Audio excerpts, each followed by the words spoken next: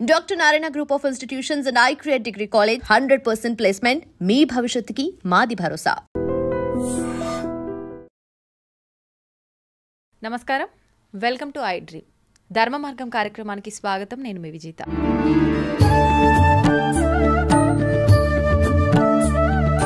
ప్రస్తుతం మనతో పాటు ఉన్నారు గోవర్ధనికో విలేజ్లో. వారు ఎన్నో సేవలను అందించి కృష్ణతత్వంలోని మెలకువలను, ఆధ్యాత్మిక మార్గంలోని మెలకువలను ఎప్పటికప్పుడు మనందరికీ కూడా తెలియజేస్తూ ఉంటారు. ప్రణవానంద ప్రభుజీ గారు ప్రస్తుతం నాతో పాటు ఉన్నారు. ఇప్పుడు వారితో మాట్లాడి మరిన్ని విషయాలు తెలుసుకుందాం. దేనికి సంబంధించి అంటే మనకు అతి త్వరలో వినాయక చవితి రాబోతుంది.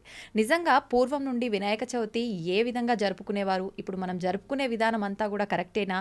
మనం నిజంగా వినాయక చవితి పూజా విధానంలో ఎటువంటి విషయాలు దృష్టిలో పెట్టుకోవాలి, ఎటువంటి మెలకువలు పాటించాలి, ఈ పూజా విధానం ఏ రకంగా ఉంటే గణపయ్య ఆశీస్సులు మనందరం కూడా పొందగలుగుతాం, ఇలాంటి మరిన్ని విషయాలు ప్రభుజీతో మాట్లాడి తెలుసుకుందాం. హరే కృష్ణ ప్రభుజీ. హరే కృష్ణ మాతాజీ, ప్రణామాలు. ఎలా ఉన్నారు? బాగున్నాను ప్రభుజీ, మీరు ఎలా ఉన్నారు? బాగున్నాను.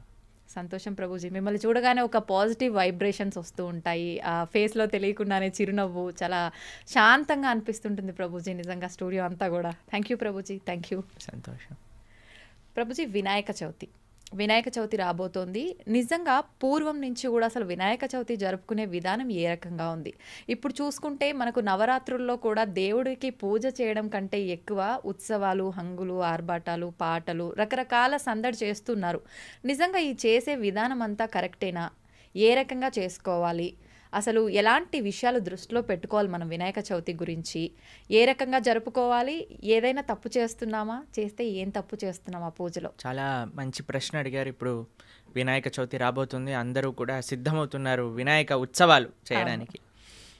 మన సనాతన ధర్మంలో ప్రతి ఒక్క ఉత్సవం కూడా ఎంతో ఆనందంతో, ప్రకృతికి దగ్గరగా, మన భక్తి భావనలు పెంచే విధంగా మన పెద్దలు వాటిని స్థాపన చేశారు.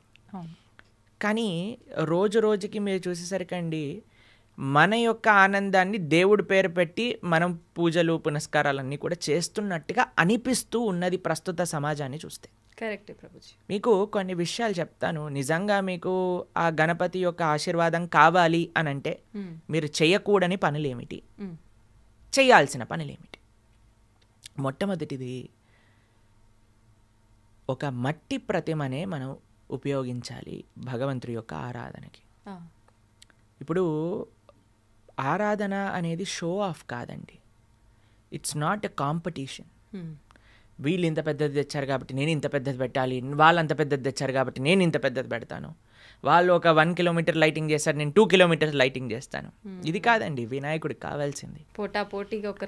పోటీ కాదు కావాల్సింది. పోటీ నిజంగా పడాలి అని అంటే నేను ఎంత భక్తి శ్రద్ధలతో, నియమనిష్టలతో, తపస్సుతో చేశాను అనే వాటి విషయం పైన పోటీ పడాలి. నిజంగా చెప్పాలి అని అంటే ఎంత సాంస్కృతికంగా చేసుకున్నాము, ఎంత పర్యావరణానికి దగ్గరగా చేసుకున్నాము, ఎంత భక్తి భావనతో చేసుకున్నాము అనేది చాలా ముఖ్యం. ఇప్పుడు మీరు చూస్తారు, నేను ఒక దగ్గర చూశాను, చాలా బాధపడ్డానండి. వినాయక ఉత్సవము అని పైన పెద్ద బోర్డు ఉంది, వెనకాల గణపతి ఉన్నాడు, పూజ జరిగింది, దీపం ఉన్నది, అంతున్నది, కానీ ముందట సినిమా పాటలు పెట్టి డాన్స్ చేస్తున్నారు. ప్రతిసారి జరిగేది ఇదే ప్రభుజీ, నవరాత్రుల్లో కూడా. ఎంత ఎంత ఆశ్చర్యం వేసింది అని అంటే ఒక్కసారి ఆలోచించండి, వెనకాల ఉన్నది ఎవరు? నిజంగా మనకి ఆ భావన ఉంటే గణపతి సాక్షాత్తుగా అక్కడ ఉన్నాడు, ఈశ్వరుడి యొక్క కుమారుడు అక్కడ ఉన్నాడు, పార్వతీదేవి యొక్క తనయుడు అక్కడ ఉన్నాడు అని మీరు భావన చేస్తే ఎంత రెస్పెక్ట్ఫుల్గా ఉంటారండి. ఇప్పుడు మీకు ఒక విషయం చెప్తాను. నేను ఒక సాధువుని మన దగ్గరకు వచ్చినప్పుడే మీరు కొద్దిగా సావధాన్ అయిపోతారు. ఇప్పుడు మనం ఎలా మాట్లాడాలి, ఎలా కూర్చోవాలి, ఎలా ఉండాలి, మన మాటలన్నీ కూడా అంటారా లేదా? మీరు చెప్పండి. కరెక్ట్. అదే ఒక గణపతి దేవుడు మన ముందున్నారంటే మనం ఎంత సావధానంగా ఉండాలి, ఎంత భక్తి భావనతో ఉండాలి, ఎంత శ్రద్ధగా ఉండాలి. ఒకసారి మనము ఈ ఉత్సవాలు ఏం చేయాలి అంటే అండి, నాకు చాలాసార్లు మేము ఈ విషయాన్ని ప్రస్తావన చేశాను, మన సంస్కృతి సాంప్రదాయాలను ప్రోత్సహించే విధంగా ఉండాలి. మీకు ఒక విషయం చెప్తాను. మేము చిన్నప్పుడు ఒక ఆలయంలో ఒక కార్యక్రమానికి వెళ్ళినప్పుడు, వెంకటేశ్వర స్వామి బ్రహ్మోత్సవాలకు వెళ్ళినప్పుడు అక్కడ ఒకరోజు హరికథ చెప్పించారనమాట. ఒక లేడీ ఎంత బ్యూటిఫుల్గా ప్రహ్లాదోపాఖ్యానం చెప్పారు, ఎంత బ్యూటిఫుల్గా ధృవ చరిత్ర చెప్పారు అని అంటే I was just mesmerised. 1.5 hours నేను అలానే చూస్తున్నాను అనమాట. దాని తర్వాత ఆవిడతో మాట్లాడాను నేను, అమ్మ మీ టీం అంతా ఇంత బాగా చేశారు. I was in 9th class అప్పుడు. అయితే నేను అడిగాను ఎంత బాగా చేశారు, అసలు ఎక్కడి నుంచి నేర్చుకున్నారంటే మేము మా అమ్మగారు నాన్నగారు వీళ్ళందరూ నేర్పించారండి.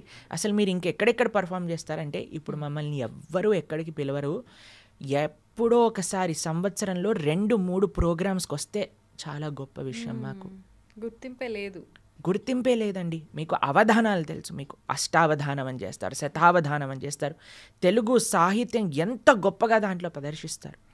మనకి ఎంత కూచిపూడి, భరతనాట్యం, ఎంత సాంస్కృతికమైన కీర్తనలు, సంకీర్తనలు, హరినామ జపములు, ఎంత అద్భుతమైన విషయాలు మనం చేసుకోవచ్చు ఒక పండగ వాతావరణంలో.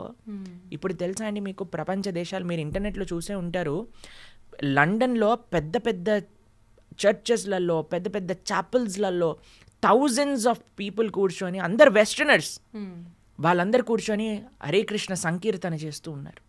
ఇంటర్నెట్లో చాలా మంది ఇప్పుడు వైరల్ అయిపోతున్న వీడియోస్ చూస్తుంటారు. ప్రపంచం మొత్తం కీర్తన్ అని అన్న వర్డ్ చూడండి, అందరు వచ్చేస్తుంటారు, హౌస్ఫుల్ అయిపోతాయి అన్నమాట అలాంటి షోస్. ఎందుకంటే జనాలందరికీ ఆ ఆధ్యాత్మికమైన ఆ వైబ్రేషన్స్, మీరు ఇందాక అన్నారు కదా ఆధ్యాత్మిక వైబ్రేషన్స్ ఫీల్ అవుతామని, అది భగవన్నామంలో ఉన్నది. కలో దోష నిదేరాజన్ అస్తి ఏకోన్మహాన్ గుణాన్ కీర్తనాతేవ కృష్ణస్య ముక్త సంగ పరం వ్రజేత్ అని భాగవతం చెప్తుంది మనకి. ఎక్కడైతే హరినామం చేస్తారో, ఎక్కడైతే భగవన్నామ సంకీర్తన జరుగుతుందో అది మొత్తం ప్రపంచానికి మేలు చేస్తుంది. ఆధ్యాత్మిక వైబ్రేషన్స్ మొత్తం స్ప్రెడ్ అయిపోతాయి అన్నమాట. ఇప్పుడు దైవారాధన జరిగినప్పుడు దైవికమైన కార్యక్రమాలు చేయాలి కదండి. మనం సినిమా పాటలు పెట్టి, అంటే ఒక రకమైన భౌతికమైన ఎన్వైరన్మెంట్ అక్కడ తయారు చేస్తే, మీరు ఒక్కసారి ఆలోచన చేయండి, అక్కడ నిజంగా గణపతి వస్తాడా అలాంటి ప్రదేశానికి? చెప్పండి. ఖచ్చితంగా రాడు ప్రభుజీ. ఎక్కడైతే భక్తి భావన ఉంటుందో, ఎక్కడైతే మనకి నిష్ట ఉంటుందో అక్కడే వస్తాడండి. కాబట్టి మనం ఎప్పుడైనా సరే అసలు పెద్దల్ని తెలుసుకోండి, అసలు ఎలా చేయాలి. ఏదైనా ఉత్సవం మనం చేద్దాము అని అనుకుంటే అసలు ఎలా చేయాలి, ఏంటి అసలు శాస్త్రంలో చెప్పిన విధి విధానములు ఏంటి, ఏం చెయ్యాలి, ఏం చెయ్యకూడదు అనే విషయాలన్నీ నేర్చుకోవాలండి.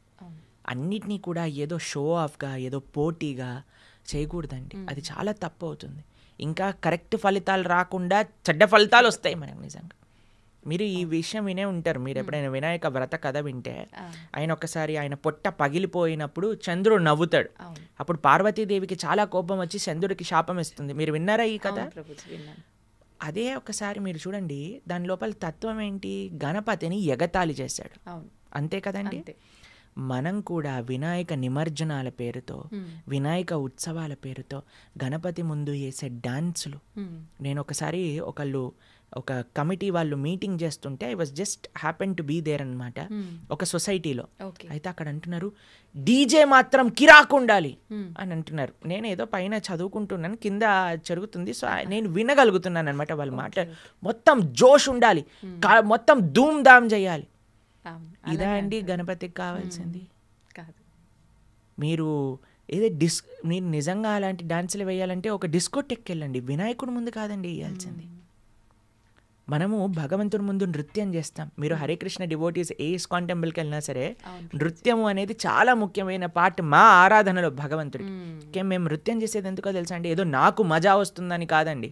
మేము ఎప్పుడు నృత్యం చేసినా సరే, అరే కృష్ణుడికి మేము చేసే నృత్యం ఆనందాన్ని ఇవ్వాలి అనే దాంతో. ఉత్సవాల్లో కూడా చూసాం ప్రభుజీ మీ స్టేటస్ లో ఎంత భక్తి భావనతో చెయ్యాలన్నమాట. ఎంతో మేము ఎప్పుడు కూడా నృత్యం చేసినా సరే, కృష్ణ ఇది నీ యొక్క సంతోషం కోసము అనే ఒక భావనతో ప్రార్థన చేస్తూ, ఎంతో లయబద్ధంగా కీర్తనకి అనుగుణంగా భగవన్నామాన్ని చెప్తూ నృత్యం చేస్తాం భక్తులందరూ కూడా. అంతేకాని డిస్కోలో వేసినట్టు డాన్సులు వేసి, మందు తాగేసి, అన్నీ పిచ్చి పిచ్చి గొడవలు పెట్టేసుకుంటూ ఇలా చేసే ఉత్సవం ఎప్పటికీ మంచిది, ఈ సమాజానికి మంచిది చేయదు ఇలా కానీ మీరు చేయటం. కాబట్టి ఒక్కొక్క ఒకేషన్కి ఒక్కొక్క పద్ధతి ఉంటుంది. మనం ఏదైనా దైవారాధన చేసినప్పుడు నేను సీరియస్గా చేయవలసిన ప్రార్థన ఏంటి మీ అందరికీ అని అంటే, సాంస్కృతికంగా చేసుకోండి, ఆధ్యాత్మికంగా చేసుకోండి, భక్తి భావనతో చేసుకోండి. భౌతికం ఆధ్యాత్మికం ఈ రెండింటినీ కలపకండి. ఇంకొక విషయం చెప్తాను. ఏవైతే ఇందాక మనం చెప్తున్నాం కదా మీకు, హరికథలు చెప్పే వాళ్ళని, సంకీర్తన చేసే వాళ్ళని, భగవన్నామ భజన చేసే వాళ్ళని, వీళ్ళని ప్రోత్సహించండి. ఈ ఉత్సవాలలో మీరు కానీ వాళ్ళని పిలిస్తే, వాళ్ళకి ఒక ఛాన్స్ ఇస్తే ఆ కళ ముందుకెళ్తుందండి. దాన్ని నేర్చుకోవాలని ఒక ఎంతూజియాజం జనాల్లో పెరుగుతుంది. కాబట్టి ఏదైతే మనం షోకేస్ చేస్తామో దానిపైన ఎంతూజియాజం పెరుగుతుంది. కాబట్టి మేము అందరికీ మా చేతులు జోడించి చేయాల్సిన ప్రార్థన ఏదన్నా ఉంటే, భగవంతుడిని, దేవుడిని అర్థం చేసుకోండి, ఆ సీరియస్నెస్ని అర్థం చేసుకోండి. మన సనాతన ధర్మం యొక్క బ్యూటీ ఏంటి అని అంటే, it is well connected with nature, spirituality and happiness. ఆనందం అంటే కేవలం ఈ పిచ్చి పనులు చేయటంలో ఆనందం రాదు. మీరు ఒక్కసారి ఈ ఆధ్యాత్మికంగా చేసుకోండి, పర్యావరణానికి దగ్గరగా ఉండేటట్టుగా చేసుకోండి, చక్కగా సాంస్కృతికంగా చేసుకోండి, ఆధ్యాత్మిక భక్తి భావనతో చేసుకోండి. ఇలాంటి ఉత్సవం మళ్ళీ మళ్ళీ చేసుకోవాలి అనే ఒక భావన మీ లోపల కలుగుతుంది. 110% రాసిస్తాను ఈ విషయం గురించి.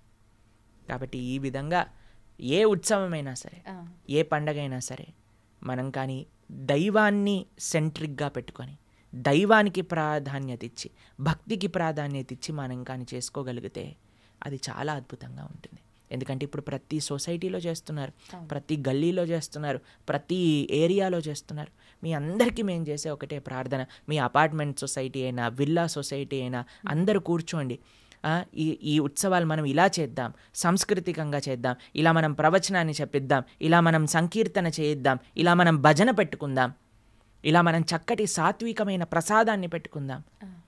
ఇలా కానీ మనం డిసైడ్ చేసుకొని భక్తి భావనతో చేసుకోండి. భావి తరాలు కూడా అరే ఇదా భక్తి. ఇప్పుడు చూడండి, మీకు నెక్స్ట్ జనరేషన్ ఏమనుకుంటారండి, ఉత్సవాలంటే తినాలి, గెంతులెయ్యాలి, ఏదో డమ్ డమ్ డమ్ అని డాన్స్ చేయాలి, ఇదే అయిపోతుందండి వాళ్ళకు కూడా. ఆ భక్తి భావన అనేది నెక్స్ట్ జనరేషన్స్కి రాదు. మీరు ఇలా చేసేస్తే ఇంకా నెక్స్ట్ జనరేషన్ వాడు ఇంకేం చేస్తాడు. కాబట్టి హద్దులు ఆర్భాటాలు చూసుకోకండి, భక్తి భావనకి ప్రాధాన్యత ఇవ్వండి. ఇది మేము చెప్పాల్సిన విషయం. ఓకే ప్రభుజీ, ఇప్పుడైతే నవరాత్రులు జరుపుకుంటున్నాం. వినాయకుని ఒకసారి ప్రతిష్ఠించిన తర్వాత, మనం విగ్రహం పెట్టిన తర్వాత. కానీ నేను విన్నంత వరకు నవరాత్రులు కాదు, పూర్వం నుంచి కూడా మనకు వచ్చింది ఒకటే రాత్రి నెక్స్ట్ డే నిమజ్జనం చేయాలని. నిజంగా ఏది వాస్తవం ప్రభుజీ? ఎన్ని రోజులు ఉన్నా సరే మనం కానీ భక్తి భావనతో చేసుకోగలిగితే, ఆధ్యాత్మికంగా చేసుకోగలిగితే అది మంచి ఫలితాన్ని ఇస్తుంది. మీరు ఒక రోజైనా ఉంచండి, 10 రోజులైనా ఉంచండి, కానీ మీరు మాత్రం ఎటువంటి భక్తి భావన లేకుండా చేశారనుకోండి, ఆ ఒక్క రోజు ఉన్న ఫలితం లేదు, 10 రోజులు ఉన్న ఫలితం లేదు. కాబట్టి మనకి ఏ ఉత్సవమైనా గుర్తుపెట్టుకోండి, మన భావన ఏమిటి దాన్ని బట్టి ఉంటుంది. ఈ విషయాన్ని పరిగణన చేసుకోవాలి. మేము చిన్నప్పుడు ఎమరాల్డ్ స్వీట్ షాప్ తెలుసా మీకు? వాళ్ళు చాలా పర్యావరణ ప్రకారంగా ఆలోచిస్తూ ఉంటారు. అయితే ఒకసారి ఇలా చెప్పారనమాట, ఈకో ఫ్రెండ్లీ విధంగా చేసుకోవాలి అన్నప్పుడు మేము ఒకసారి ఎడ్ల బండిని తీసుకొచ్చామన్నమాట గణపతి నిమజ్జనానికి. మా అపార్ట్మెంట్లో ఉండే మాకు ఆ ఐడియా వచ్చింది, అరే ఇప్పుడు మనం వెహికల్ తీసుకెళ్ళినా సరే అది పొల్యూషన్ చేస్తుంది కదా అని. మా స్కూల్ దగ్గర ఒక ఎడ్ల బండి వాడు కనిపించాడు. వాడిని అడిగా, మరి వినాయక చవితి నిమజ్జనానికి వస్తావంటే వస్తాను అన్నాడు. అయితే ఎడ్ల బండి పైన వినాయకుడిని కూర్చోబెట్టి తీసుకెళ్ళాం అనమాట. కాబట్టి ఆలోచన చెయ్యండి, మీరు జస్ట్ ఆలోచన చెయ్యాలంతే. ఎంత మనకి ధర్మం అంటే ఏంటో తెలియదా అండి, ఆధ్యాత్మికం అంటే ఏంటో తెలియదా అండి, సంస్కృతి సాంప్రదాయాలు అంటే ఏంటో తెలియదా అండి. ఆ విధంగా ఒక ఉత్సవాన్ని చేసుకోవడానికి ప్రయత్నం చేయండి వీలున్నంత. ఇప్పుడు చూడండి, డిస్కో వీటిని పెట్టడానికి, బ్యాండ్లు పెట్టడానికి, తర్వాత హద్దులు ఆర్భాటాలకు వెళ్ళడానికి ఎంత డబ్బులు వేస్ట్ అయిపోతాయి. ఆ డబ్బుల్ని మీరు మంచి కార్యక్రమాలకి, ఈ సొసైటీ వాళ్ళందరూ కూడా దగ్గరకు వచ్చి మనం ఇంతమందికి అన్నదానం చేద్దాం, మనం ఇంతమందికి చక్కగా ఆలయానికి ఒక ప్రాజెక్ట్కి ఎక్కడైతే భగవంతుడి యొక్క సేవ చేస్తుందో దానికి డొనేట్ చేయండి, లేదా 10 మందికి అన్నం పెట్టడానికి ప్రయత్నం చేయండి, మంచి కార్యక్రమాలు చేయడానికి ప్రయత్నం చేయండి కదా. అనవసరంగా మన ఎంజాయ్మెంట్కి దేవుడికి ఇచ్చిన డబ్బుల్ని ఖర్చు పెట్టి దాని తర్వాత దానివల్ల పాపం మూట పెట్టుకునే అవసరం లేదు కదండి. అది సంగతి. ప్రభుజీ, వినాయకుడిని రకరకాల ఆకులతో, పత్రాలతో పూజిస్తుంటారు. ఎందుకని ప్రభుజీ అన్ని రకాల పత్రాలతో ఎందుకు పూజించాలి? దేవారాధన చాలా సింపుల్ అండి. చాలా వినాయకుడికి ఆయన ఏనుగు యొక్క ముఖంతో కలిగిన వారు. ఆయనకి మోదకములు, ఉండ్రాళ్ళు, కుడుములు ఇవన్నీ చాలా విశేషంగా ఇష్టం. మీరు చక్కగా ఈ నైవేద్యాలన్నీ కూడా తయారు చేసి భగవంతుడికి, శ్రీకృష్ణుడికి, నారాయణుడికి నివేదన చేసి ఆ నివేదనని గణపతికి పెట్టామనుకోండి, ఇంకా చాలా ఆనందిస్తాడు ఆయన. ఎందుకంటే ఆయన గురించి చెప్తారు, నిరంతరము కూడా గణపతి ఆ శక్తిని, విఘ్న నివారక అనే శక్తిని భగవంతుడి యొక్క ఆశీస్సులతో పొందుతూ ఉంటారన్నమాట. స్వామి ఎప్పుడూ కూడా ఆయన శ్రీపాద చిహ్నములు గణపతి పైన ఉంటాయి. అటువంటి గణపతి యొక్క ఆరాధనలో ఈ చక్కటి సాత్వికమైన విషయములన్నీ కూడా భగవంతుడికి నివేదన చేసి ఆ నివేదన అంతా కూడా గణపతికి పెట్టగలిగితే చాలా విశేషమైన ఫలితం వస్తుంది మనకి. ప్రభుజీ, మనం చంద్రుడిని చూస్తే నీలాప నిందలు ఎదుర్కొంటామని చెప్పి ఇందాక మీరు కూడా చెప్పారు. అయితే అది ఓన్లీ వినాయక చవితి రోజు మాత్రమేనా, ప్రతిసారి వచ్చే చవితిగా? ఇదొక సందేహం. లీలాప నిందలు మీరు చేసే తప్పుడు పనుల వల్ల వస్తాయి, కానీ చంద్రుడిని చూడటం వల్ల రాదు. కాబట్టి మనము అన్ని పిచ్చి పనులు చేసి చంద్రుడి వల్ల నాకు లీలాప నిందలు వచ్చాయి అని అనలేం కదండి. ఏం చేసినా మనం మంచిగా ఉంటే, మనం భగవంతుడికి శరణాగతుడు ఉంటే ఎటువంటి కష్టాలు జీవుడికి రావు. అన్నిటికంటే ముఖ్యమైనది ఏంటి అని అంటే, ఇది ఇలా చేస్తే నల్ల పెళ్ళిపోయినందుకు నాకు ఇలా అయిందా, చంద్రుడిని చూసినందుకు నాకు ఇలా అయిందా, కన్ను రెప్పలు పడినందుకు ఇలా అయిందా, బల్లి పడినందుకు ఇలా అయిందా, ఇవన్నీ విషయాలు ప్రపంచంలో జనాలందరూ చిన్ని చిన్ని విషయాల వల్ల ఒక రకమైన మానసిక స్థితిలో, అరే నేను ఇప్పుడు ఇది నల్ల నువ్వులు తీసుకున్నాను, ఉప్పు పట్టుకున్నాను, అదేంది ఇదేంది, వీటన్నిటిని పక్కన పెట్టండి. మనకి కావాల్సినది ఏంటి అని అంటే భగవంతుడి పైన నమ్మకం మనం పెంచుకోవటం, మనము ధార్మికంగా ఉండటం. మనం ధార్మికంగా కానీ ఉండగలిగితే, భగవంతుడి పైన పూర్తి విశ్వాసం నమ్మకంగానే ఉండగలిగితే మనకి ఏది జరిగినా సరే ఆ స్వామి మంచిగా చేస్తాడు. కాబట్టి ఇలాంటి చిన్ని చిన్ని విషయాల గురించి మనం ఎప్పుడు పట్టించుకోరాదండి. మనం కావాల్సినది మన భక్తి భావన భగవంతుడి పైన ఉన్నదా, ఇది అన్నిటికంటే ముఖ్యమైన విషయం. ప్రభుజీ, భగవంతుని ఆరాధించడానికి మనకు సాంప్రదాయం, ఆచారం, వంతన, ఆనవాయితీ ఇవన్నీ అవసరం లేదనే చెప్పొచ్చు. కానీ చాలామంది వినాయక చవితి రోజు వినాయకుడిని ఇంట్లో పెట్టుకుంటూ ఉంటారు. కొంతమంది మాత్రం అది మనకు ఆనవాయితీ లేదు, పెట్టకూడదు అని చెప్పి. నిజంగా అలా చూసుకోవాలని అంటారా భగవంతుని ఆరాధించడానికి? స్వామి యొక్క సేవ, భగవంతుడి యొక్క సేవ ఎవరైనా చేసుకోవచ్చండి. ఎవరికి నిష్ట కలిగింటే వాళ్ళు తప్పకుండా భగవద్ ఆరాధన, శ్రీకృష్ణుడి యొక్క ఆరాధన చేసుకోవచ్చు తప్పకుండా. దాంట్లో ఎటువంటి తప్పు లేదు. చాలామంది అంటారు, మేము ఇప్పుడు హరినామ స్మరణ చేయండి, నారాయణుణ్ణి ఆశ్రయించండి అని అంటే, మా ఇంటి సాంప్రదాయం కాదండి అని అంటే. మనము జీవులం, జీవుడి యొక్క స్వరూపం కృష్ణేర నిత్యదాస్, కృష్ణుడి యొక్క నిత్యదాసులం మన యొక్క స్వరూపం. కాబట్టి ఆ స్వరూపం మీకు ఇప్పుడు చూడండి, ఒక కుటుంబంలో మనం ఎన్ని సంవత్సరాలు ఉంటామండి? ఒక జన్మలో కొన్ని సంవత్సరాలు ఒక కుటుంబానికి సంబంధించిన వాళ్ళం, కానీ ఎన్ని జన్మలకో తల్లిదండ్రుడు ఆ శ్రీకృష్ణుడే కదా. కాబట్టి ఆ భగవంతుని ఆశ్రయించడానికి కుటుంబం ఎందుకు మధ్యలోకి వస్తుంది మనకి? కాబట్టి చక్కగా మనం భగవంతుడి యొక్క సేవ చేసుకోవచ్చు, దాంట్లో ఎటువంటి తప్పు లేదు. ప్రభుజీ, గణపయ్య పూజ తర్వాత ఖచ్చితంగా లాస్ట్లో గుంజిలు తీస్తుంటారు. దాని వెనకాల ఆంతర్యం ఏంటి ప్రభుజీ? గుంజిళ్ళు తీయడానికి ఆంతర్యం ఏమిటి అని అంటే, మనం చేసే తప్పులకి క్షమాపణ అడగటము. కానీ మీరు గుంజిళ్ళు తీసాక మళ్ళీ మీరు కొత్త ఖాతాను ఓపెన్ చేసేసి మళ్ళీ చేసిన తప్పులు చేశారనుకోండి, ఆ గుంజిళ్ళు వేస్ట్ అయిపోయినట్టు. అది జస్ట్ ఒక ఎక్సర్సైజ్ అవుతుంది. దాన్ని మీరు ఎలాగైతే జిమ్లో చేస్తారో అలానే అవుతుంది గణపతి ముందు చేసింది కూడా. కానీ మనం భగవంతుడి ముందు చేసే ఏ ప్రార్థన, ఏ క్షమాపణ ఎటువంటిది అని అంటే, ఏమని గుంజిళ్ళు తీయాలో తెలుసా అండి? ఇంకోసారి నేను ఈ తప్పు చెయ్యను, ఆ తప్పు చెయ్యకుండా నాకు శక్తినివ్వు. గణపతికి అందరు ప్రార్థన చేస్తారు, నేను అనుకున్న దాంట్లో ఎటువంటి కష్టాలు రాకుండా, ఎటువంటి ఆటంకాలు రాకుండా నన్ను ప్రార్థన చెయ్యి అని అంటారు. దాంతోపాటు ఇంకొక ప్రార్థన యాడ్ చేయండి. ఏంటో తెలిసిన మీకు? అయ్యా, నేను ఏదైనా తప్పు పని చేయడానికి వెళ్తే దాంట్లో ఆటంకాలు కలిగించు అని ప్రార్థన చేయాలి గణపతికి. కలిగించమని. నేను ఏదైనా అధార్మికమైన పని చేస్తే దాంట్లో ఆటంకాలు కనిపించి నన్ను ఆ తప్పు చెయ్యకుండా నువ్వే కాపాడు అని కూడా ప్రార్థన చేయాలి గణపతి. ఎందుకంటే మనకు తెలియదండి, మనం అనుకుంటాం ఇది మంచి పని అని. నీకు తెలియదు కదా అది మంచి పనో మంచి పని కాదో. కాబట్టి భగవంతుడి పైన నమ్మకం పెట్టుకోవాలి, గణపతికి ప్రార్థన చేయాలి. తండ్రి, ఏదైనా తప్పు మార్గంలోకి వెళ్తే నన్ను కాపాడు అనే ఒక ప్రార్థన కూడా మనం గణపతికి చేయొచ్చు. ఇంకొక విషయం చెప్తానండి, గణపతి మహాభారతాన్ని లిఖించారు. మీకు ఆ విషయం తెలుసా? తెలీదా? వేదవ్యాసుడు మహాభారతాన్ని రాయాలి అని అనుకున్నప్పుడు ఎవరు ఈ సేవ చేయగలుగుతారు అని చూస్తే గణపతిని పట్టుకొస్తారనమాట. మా వ్యాసుల వారు ఒక విషయం చెప్తారు, నేను చెప్తూ ఉంటాను, నువ్వు రాస్తూ ఉండాలి, కంటిన్యూస్గా రాస్తూ ఉండాలి అని అంటున్నప్పుడు ఆయన రాస్తూ రాస్తూ రాస్తూ ఉన్నప్పుడు ఆయన కలం ఏదైతే ఉందో అది విరిగిపోతుంది. అప్పుడే గణపతి దంతాన్ని విరక్కొట్టేసి రాయటం ప్రారంభం చేస్తారు. కాబట్టి ఎంత కర్తవ్య నిష్ఠ భగవత్ సేవలో గణపతికి ఉన్నది. ఆ శ్రీకృష్ణుడి యొక్క దివ్య చరిత్ర, శ్రీకృష్ణ భగవానుడి యొక్క భక్తుల యొక్క చరిత్ర నేను పూర్తి చేస్తాను అనే దృఢ నిశ్చయం, భగవంతుడి యొక్క సేవకి 100% కమిట్మెంట్ గణపతి చూపించారు.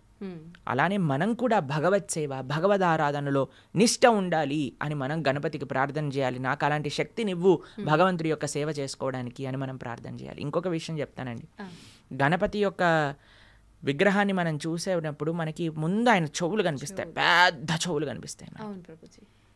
గణపతి సూచన ఏంటి అనంటే మంచి విషయాలను వినటం నేర్చుకో. గణపతి ముఖం చూసారా మీరు ఎప్పుడైనా? నోరుని చూసారా? నోరు కనిపించదు, తొండం కింద ఉంటుంది. మనం మాత్రం మనల్ని ఎవరిని చూసారనుకోండి ఫస్ట్ మాట్లాడేస్తాం, మనం పెద్ద నోరేసుకొని కాకా కాకా కాకా అని కంటిన్యూస్గా మాట్లాడేస్తూ ఉంటాం. వద్దురా బాబు అన్నా సరే మాట్లాడేస్తూ ఉంటాం, మనం సజెషన్స్ అడగకపోయినా సరే మాట్లాడేస్తూ ఉంటాం. కానీ గణపతి ఏం చేస్తున్నాడంటే నువ్వు మాట్లాడక ఎక్కువగా. ఈ తగాదాలన్నీ కూడా, ఈ ప్రపంచంలో ఉండే కష్టాలన్నీ కూడా అనవసరంగా మాట్లాడటంలో వస్తూ ఉంటాయి. కాబట్టి తక్కువ మాట్లాడు, ఎక్కువ విను, మంచి మాటలను విను, వినటంలో శ్రద్ధ ఉంచు, మాట్లాడటంలో శ్రద్ధ. ఇప్పుడు ప్రపంచంలో ఉండే వాళ్ళందరూ మాట్లాడడానికి సిద్ధమైపోయారండి. ధర్మాధర్మ విచక్షణ లేకున్నా, శాస్త్ర పరిజ్ఞానం లేకున్నా నేను మాట్లాడేస్తాను ధర్మం, నాకు తోచిందే ధర్మము, నేను పట్టుకున్న కుందేలుకి 3 కాళ్ళు అన్నట్టుగా చేస్తూ ఉన్నారనమాట. కానీ అలా కాకుండా వినటం ప్రయత్నం చేయి. మంచి విషయాలు ఎవరైతే చెప్తున్నారో, మంచి మాటలు ఎవరైతే చెప్తున్నారో వాళ్ళ విషయాలు విని నేర్చుకో అని గణపతి మనకి సూచిస్తున్నారు.